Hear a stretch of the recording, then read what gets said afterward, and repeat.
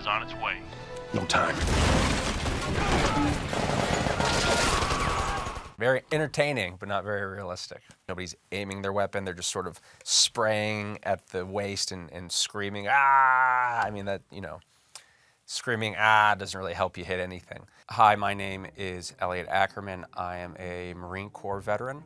I served multiple deployments in Iraq and Afghanistan. These days, I am an author. Today, we'll be looking at Marine Corps scenes in movie and TV and judging how real they are. You will be a weapon.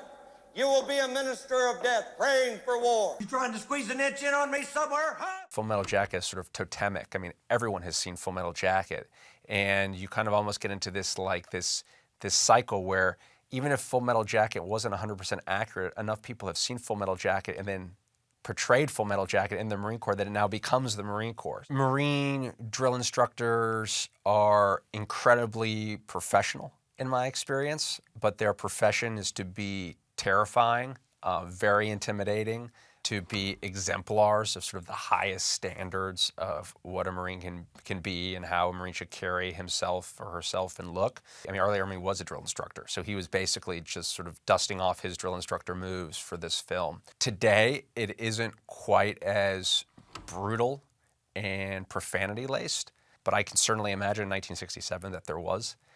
Pray! This is my rifle. There are many like it, but this one is mine. I went to officer candidate school. As Marine Corps officers, we did not recite the Rifleman's Creed, but I know for Marine recruits absolutely do. I think the Rifleman's Creed was written during World War II. By, I believe it was a Marine major wrote it, and that's when it kind of made its way into Marine recruit training, and it's stayed there ever since. And, you know, this is all part of giving, you know, in imbuing Marines with this understanding that every Marine is a rifleman. Pop that blister. Holy Jesus. What is that? Well, obviously it's about, you know, it's about health and it's about fitness, but it's also about attention to detail. It's like for the same reason that if you're sitting in a defensive position as a Marine one night and you've got your fields of fire set up, it has to be precise. And so it's sort of teaching that constant attention to detail, the inspection of everything, and the adherence to standards. And if you deviate from that, you will incur the wrath of the drill instructor. Private Pile! Sir, jelly donuts, sir! I will say, because we have the jelly donut scene up, the Marine Corps is an elite fighting force, but inevitably there are some Marines who can struggle with height and weight standards. So I remember when I entered the Marine Corps, one of my first collateral duties as a Marine officer in my infantry unit was I was the body composition officer. Once a month, I would have to, you know, put them on the scale and take a tape measure around them and make sure that, you know, they weren't like Private Pile and eating too many jelly donuts. Full Metal Jacket, 10 out of 10. You know, this movie really kind of went to great pains to get everything exactly right. It was my second deployment. We were in the Korengal Valley. A villager's donkey had been killed. No disrespect to Barry, I like the show, but I don't think they totally nailed this scene. That's not what the Korengal Valley looks like. And the Korengal Valley, which is in northeastern Afghanistan, is actually really pretty lush, lots of greenery.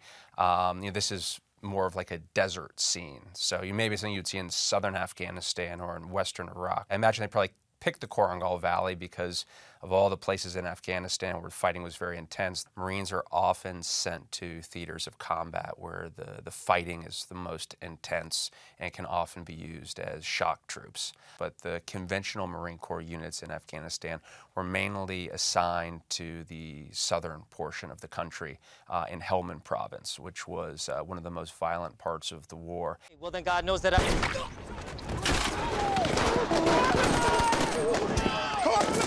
So another part of this that doesn't seem that realistic is he's rendering first aid, but he's just sort of sitting there kind of putting a pressure dressing on his face. You know, one of the first things they teach you is if you're going to render first aid, you immediately get somebody out of danger. So we've just sort of left this guy where he was shot, which means he can probably get shot again. It's obviously very chaotic because you need to not only make sure that the Marines who've been hurt are being treated and stabilized, but then you also have to, under fire, figure out how you're going to, you know, get a medical evacuation coordinated. No. This silent ass Barry here's a Stone cold killer, fellas. I was gonna take the bib off, but forget it. I think everyone who serves doesn't necessarily have PTSD when they come back, but I think most people who've served or seen combat, you try to make meaning and make sense out of the experiences that you've had. And I think one of the things a show like Barry does in a very interesting way is it shows him, that character throughout this, trying to, make meaning and trying to understand these experiences. I wish they got on the Korengal part a little bit better, but I think the themes of the show are great. Yeah, 6.5, maybe rounding to a 7.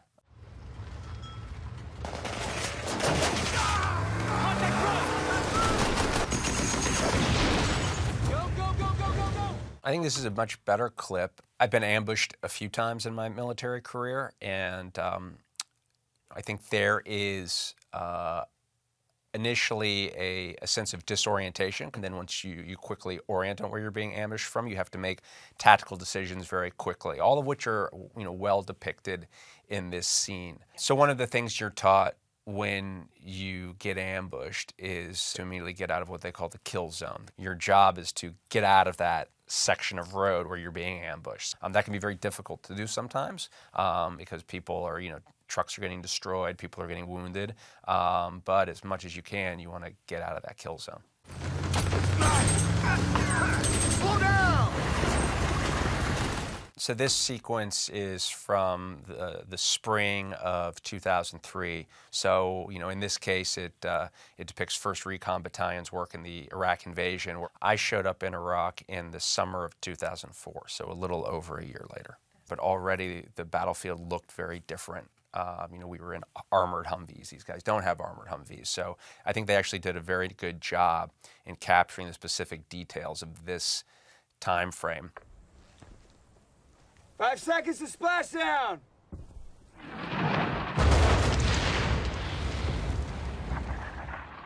So airstrikes were frequently called in both Iraq and Afghanistan. So I think what's actually depicted in this scene is sort of how the Marines have pulled back, how they're trying to kind of isolate the objective so no one can move in or out of it, and how they're waiting. They call, okay, here comes the airstrike, and they're all watching, and then, boom, off it goes. I think one of the things that movies and TV fail to convey, and it's difficult to convey, is that the majority of combat is a lot of boredom and it's a lot of waiting. So frequently, if you were to watch a 2-hour movie, the amount of action you would see in a 2-hour movie would probably be the same amount of action someone would see in 7 months being deployed at war. I'll give it a 9 out of 10. I think a lot of the details are correct, so I think they've done a pretty good job in Generation Kill.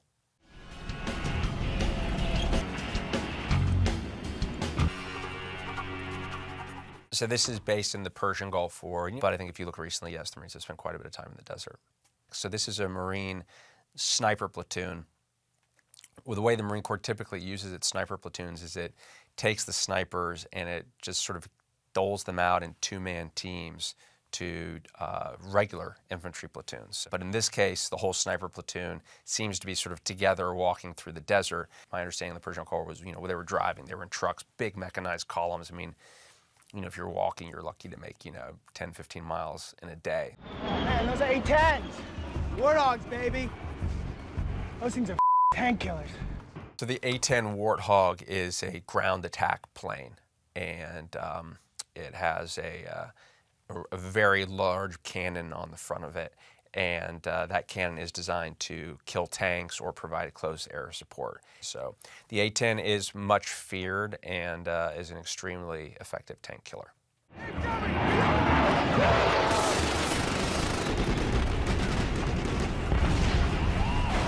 I think one thing the clip gestures towards, which is accurate, was sort of there was, this prevalency of friendly fire incidents in the Gulf War, but there are incidents of friendly fire in every war.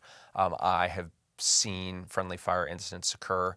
Often they occur with regards to airstrikes, because it's just very difficult to communicate to a plane that's coming in at hundreds of knots exactly where everybody is. I think it's difficult to overexpress how chaotic a battlefield is, and how difficult it is in that chaos to always understand, friend versus foe.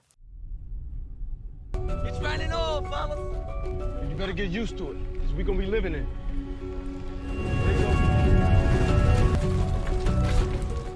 You know, the scenes where the oil wells are burning and it's raining oil. I've read accounts of, you know, of that, of the oil wells getting torched, and you know, we have Gulf War syndrome, kind of all the toxic chemicals that people had to deal with. So, so that to me all seems relatively accurate. We have the shot. Over. Permission to fire. Fire. What the frequency are you on? You know, the movie, I think, accurately displays the relationship between a sniper and his spotter. I think, you know, one of the reasons that Marine snipers have this lore about them is that the Marine Corps is an institution, and our culture is such that, you know, we believe that every Marine is a rifleman. So because every Marine is a rifleman, the sort of sine qua non of being a rifleman is being a sniper. But that doesn't mean that snipers don't exist in other service branches. There are Army snipers, and the Naval Special Warfare there are snipers. But yes, the Marine Corps sniper has a special place in that organization's culture. We have permission from the Colonel, sir. Hitman 45, Hitman 45. This is Bravo 4. God dead anyway! Just let him do it! You are way out of line, Corporal. Now, specific to this case of like the major coming in and stealing the sniper's shot and calling in the airstrike, I don't know how realistic that is. Usually there's a million different things going on a battlefield, but I kind of understand the artistic license that's being used here and the message it's conveying. The movie Jarhead and the book Jarhead, you know, are both works that really wrestle with that idea of, you know, preparing for war and kind of going to war. So I'm sort of hesitant to ding them for that. Jarhead. Noun. Slang for Marine. Marines are called jarheads because, you know, traditionally Marines have like a high and tight haircut that they wear. So, you know, varies them on the sides. I obviously do not have this haircut anymore, and just like a little bit on the top, so it kind of looks like a jar. And also because, you know, Marines, you know, were said to not be that smart. So it's almost like, you know, we've got no brains. We're just a bunch of empty jarheads. So that's sort of, you know, but, you know, like any pejorative nickname, you know, it becomes a badge of honor. So Marines call each other, you know, hey, Jarhead. So I know I'm kind of not giving you a clear one, but 7 out of 10 just on the, you know, the meat and potatoes of, you know, do the Humvees look right? Does this look right? But 8 out of 10 on some of the deeper themes that Jarhead tries to convey. 9 hostiles, 3 Marines. Ghost 2, you are not to engage. Alpha team is on its way. No time. Well, I wish I could tell you this is exactly what it was like, because it, you know, looks like a lot of fun. Very entertaining, but not very realistic. Hostage rescue is typically not the responsibility of the Marines. That high-end hostage rescue is typically the responsibility of the Joint Special Operations Command, which is like SEAL Team 6 and Delta Force. I mean, there's a lot that's not accurate here. I mean, you know, first of all, you see the way they're firing their weapons. Nobody's aiming their weapon. They're just sort of spraying at the waist and screaming, ah! I mean, that, you know, screaming, ah, doesn't really help you hit anything.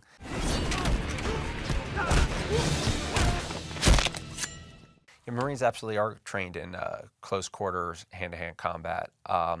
But the way that combat looks in application is much different than what you see in a lot of Hollywood movies, which are sort of, you know, very big, like kung fu gestures and roundhouse kicks. You know, most hand-to-hand combat quickly devolves into two people grappling with each other on the ground. And one of the first rules you learn of hand-to-hand combat is if there's anything nearby, like a helmet, a knife, I mean, you know, the leg of a chair, you pick that up and you start, you know, you use that as a weapon. You try to find a weapon. So the hand-to-hand combat in real life isn't quite as cinematic as you often see in movies or TV. You guys ready to go home? Yeah. I mean, and there are lots of little inaccuracies you can see. Like, for instance, the helicopter gunship that seems to come in and save the day. That's a Soviet Hind helicopter, so I don't know what a Soviet helicopter is doing on a Marine combat rescue mission against Al-Qaeda in northern Iraq. So, yeah, not too accurate. Based on its realism, I'd give it about a 3. But based on fun, I'd give it like a 9.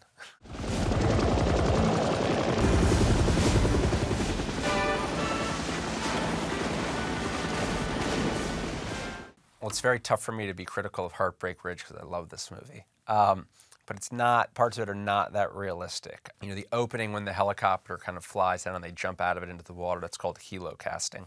First of all, it's somewhat unrealistic that you would insert that way during the day. Usually you would do it at night so people couldn't see you. But furthermore, usually if you're helocasting, you would typically do it with a boat. So the whole point of helocasting is, the helicopter drops you far enough away that no one on the coast is going to know you were there. They sort of like pull up, that helicopter's like 150 meters off the coast, and then they just jump out in the middle of the day and like swim in so everyone can see them. So like it looks cool, but it doesn't really make a lot of sense.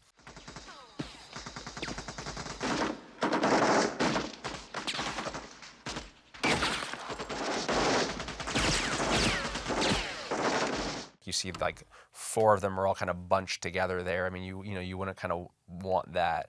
Then they're in a heavy firefighting. Clint Eastwood just sort of says like, cover me, and like runs off, and it doesn't seem like anyone knows, what he's doing. So typically if you're moving through forested vegetation like that, you're gonna have a lot of dispersion between Marines, at least 5 to 10 meters between you, if not more. So, it doesn't seem like the most realistic.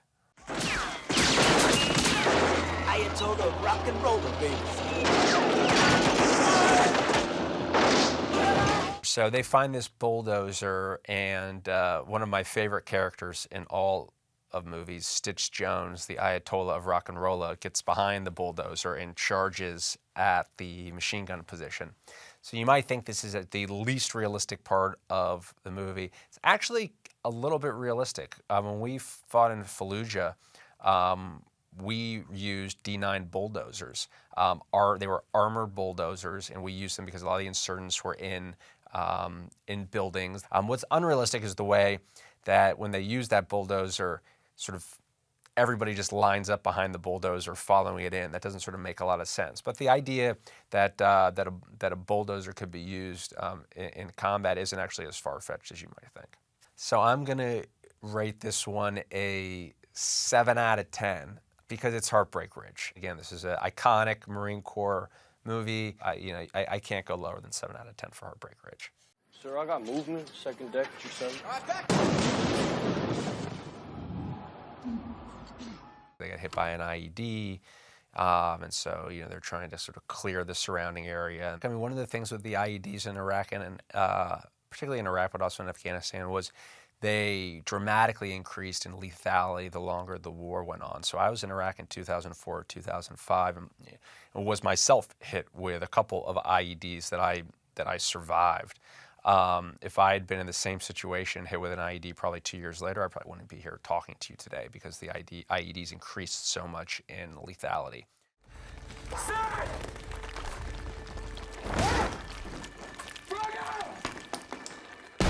Yeah, they call that a donkey kick. That's something that Marines can do. I mean, one of the problems with doing that is it kind of exposes you to the door. So if someone wants to shoot through the door, they can shoot you. One of the things that's a little bit questionable to me was that they're in a residential area and they immediately lead with a fragmentation grenade, it looks like, which you probably wouldn't do in a residential area, even if you'd been hit by an IED, because you don't know what's going to be in that building. There could be women and children in there, and in this case there were, so you don't just go around always throwing fragmentation grenades. On the ground! On the ground! Hey. Drummer, we got this. Check that room. Roger. Yeah, I mean, I think this clip kind of broadly gets it right. They try to segregate the civilians, get them into one place, tell them to calm down. I'll give it a 9 out of 10. I think in most regards it seems pretty realistic.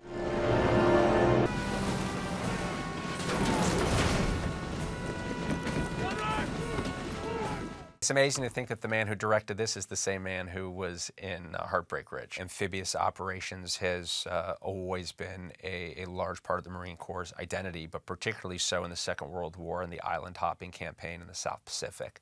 So the Battle of Iwo Jima is one of the most famous battles in that island hopping campaign. And during that campaign, Marines would often land on these islands using boats, like whether it was Higgins boats or amphibious tractors, and you see those types of landing boats depicted in the opening sequence here of Flags of Our Fathers.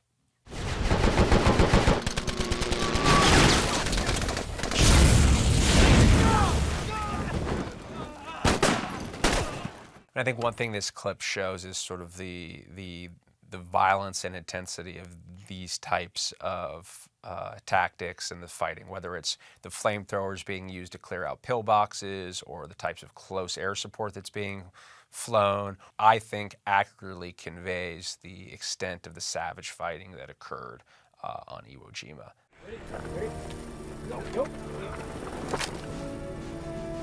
You know, this is obviously becomes a very, very famous photograph, and the Marine Corps Memorial in Washington, D.C. is a statue of the flag raising on Iwo Jima. You know, the raising of American flags in recent wars really isn't as prevalent. I think in Vietnam, in the Battle of Iwo City, an American flag was raised. We don't really see it in Iraq and Afghanistan because the nature of those missions were different. We ostensibly weren't conquering those lands for America. We were working with our partners. But I would give this one an 8. I don't think I can go necessarily much higher because I wasn't there. So I feel like 8 is safe, but you know, to me this seems like a very well thought out depiction.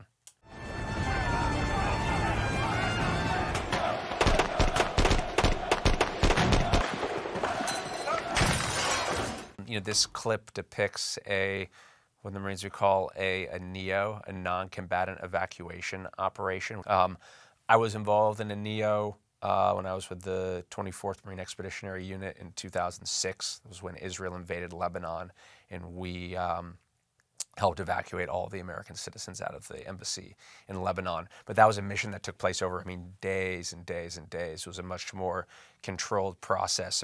You know, this sort of, everything's condensed into a few moments. You know, the colonel shows up, they're about to be overrun. It's, you know, the high drama.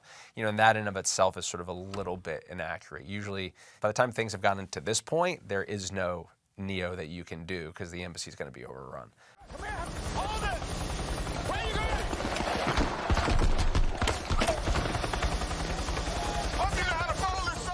I think one of the things that doesn't really make a lot of sense in this clip is that the colonel pauses everything to go get the American flag. I mean, he could have, if it was so important they got the American flag, he could have done that later.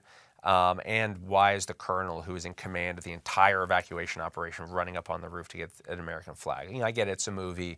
Samuel L. Jackson's the hero of the movie, but none of that is particularly realistic. He would, you know, if it was so important, he'd, you know, task a lieutenant or a corporal or someone, hey, make sure we get the flag off the roof. I'd give this one kind of like a 6. I feel like the situation isn't sort of that well developed. Again, this one sort of falls victim to kind of condensing a lot of events into a very, very short period of time.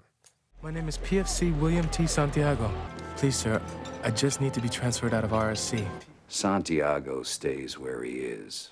I think A Few Good Men is like one of the all-time, you know, greatest movies ever made. In terms of its realism, I mean, I think, you know, one of the things that might not be totally realistic about A Few Good Men is the idea that, you know, the colonel in charge of all Marines on Guantanamo would be so intimately involved with the training of one private and whether or not this private is or is not keeping up. I mean, the reality is that colonel's in charge of like hundreds, if not thousands of Marines. So I don't think it's realistic that one colonel would be that concerned about, you know, a single private. That is not particularly realistic.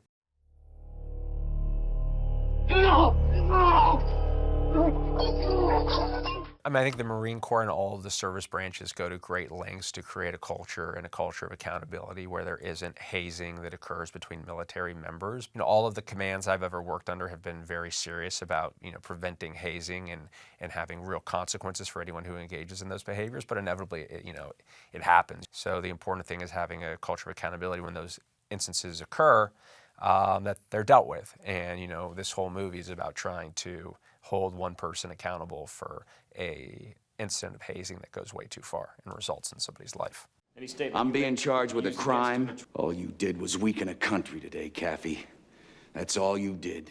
So court-martial trials, as you can see, are different. They're different than civilian trials. I think one thing that maybe, you know, people who aren't familiar with military culture don't understand is that you exist when you're in the military in an entirely different legal system. So there are, you know, a whole host of things that are illegal to do in the military, which are absolutely not illegal to do if you're a civilian. You know, A Few Good Men is a movie that kind of deals with these much larger themes about like the role of military culture inside of a democracy. And I think that conflict is very realistic and extremely effectively portrayed in A Few Good Men.